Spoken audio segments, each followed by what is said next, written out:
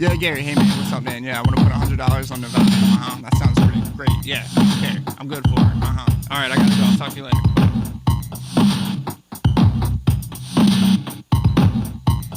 Les vivement ensemble pour l'encolon. Oui, oui, oui, oui.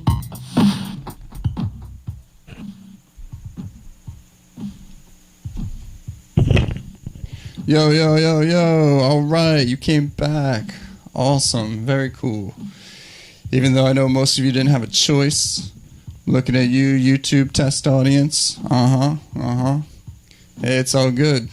Uncle Ron's going to take what he can get.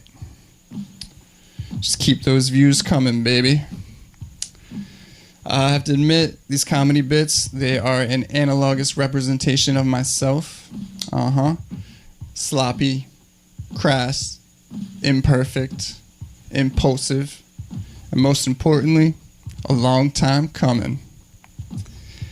As you can tell, fall is in full effect here in the southern northeast United States, as indicated by my pumpkin, changing of the leaves, dropping in temperatures, and all the people around me coughing up their lungs. Good times. I do my best to stay healthy, especially during this season. I'll be mega dosing vitamin C, getting at least 8 hours of sleep, washing my hands 63 times a day. But despite these measures, sometimes a little virus slips through. Have to admit, right now I got a little nasal congestion going on, a little drippy drip. It's all good. That's why I got my old reliable spit cup here. Keeps me mobile while I'm excreting bile. Oh yeah, love the spit cup. Oh, you're not fans? Alright, I get it. Bodily fluids are hit and miss with some people. I guess it's a good thing I didn't bring the jizz jug then. Calm down. I'm just joking. It's right here. Oh yeah, my life's work in one jug. Despite popular belief, Uncle Ron is working on his self-discipline. No more discharging my precious life force into hollow, rigid, unloving receptacles. Sorry, Charlene. I had to break it off. The way we were living just wasn't right. I'm actually on week 3 of practicing semen retention. For those of you that don't know, that is when you keep it all to yourself. Keep it all inside. Don't waste even a drop. And I gotta admit, it's going better than anticipated. The benefits are pretty good. I got more energy, more mental acuity, and I've actually been sleeping better. Though there are some downsides. It really is taking a toll on my neck and my back, and the taste is just awful. You'd think after 3 weeks you get used to it, but nope, not the case. Trying to do more, trying to engage with society, get out, see what the world has to offer. Last week I was actually at lunch with this lady. She said, well, she identified as a woman, or a real live woman. She identified as a woman anyway. She said she even used to be a girl. I said, hey, that's good enough for me, baby. She's an older type. Uncle Ron is not an ageist. I don't discriminate. She's more mature, but I wouldn't call her a cougar per se. You know, I'd say she's more like a jackal. I asked her what kind of things she likes to eat. She responded, unborn babies and dead things.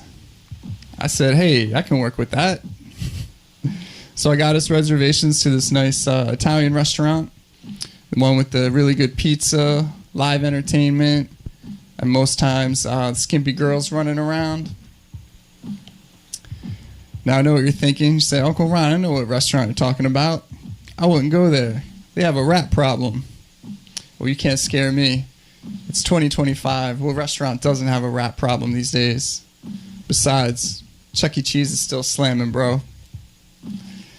So we get there, we get settled into our booth, nice and cozy, order our pizza, order some waters, Everything's going well, pretty optimistic. But then I see her, she starts putting in like 10 Splenda packets into her water. And I guess she noticed the horrific look on my face. She says, "Oh, don't judge me. I'm trying to lose weight." I said, "Hey, that's cool, that's cool. How much is that tumor going to weigh?" She was not amused. She then stirs up her water with her straw and then flicks some at me. It gets all over my glasses and my face. So I take off my glasses to clean them. And she goes, "Oh, you look so much better without your glasses." I said, "Thanks. You also look better without my glasses." She goes, "Oh, you're hilarious." I said, "I know. I'm a comedian." She said, "Oh, a comedian, huh? What does that mean? You just sit around all day smoking pot?" I said, whoa. What do you think I am, in 5th grade? I don't smoke pot.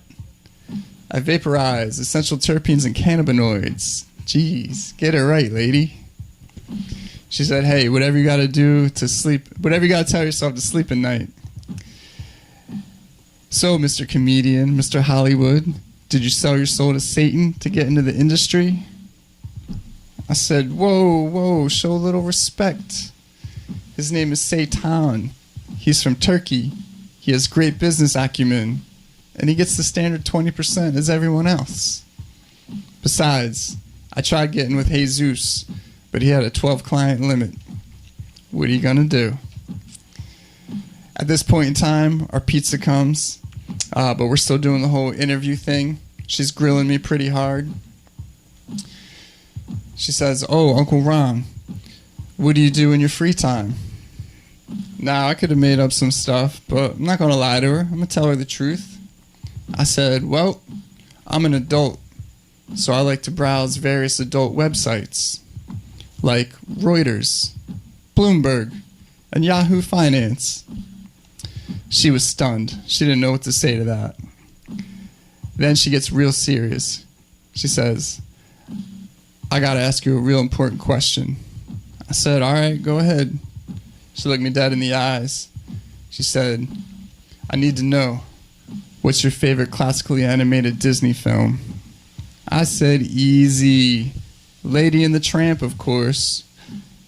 She gets all emotional, a little teary-eyed. I think I'm breaking through to her. She said, "Me too. Is it because it illustrates how true love can conquer socioeconomic disparity?" I said, "Yeah. And it has my favorite mutual mastication scene." She goes, "Oh, you are wild. I bet your spirit animal is a wolf."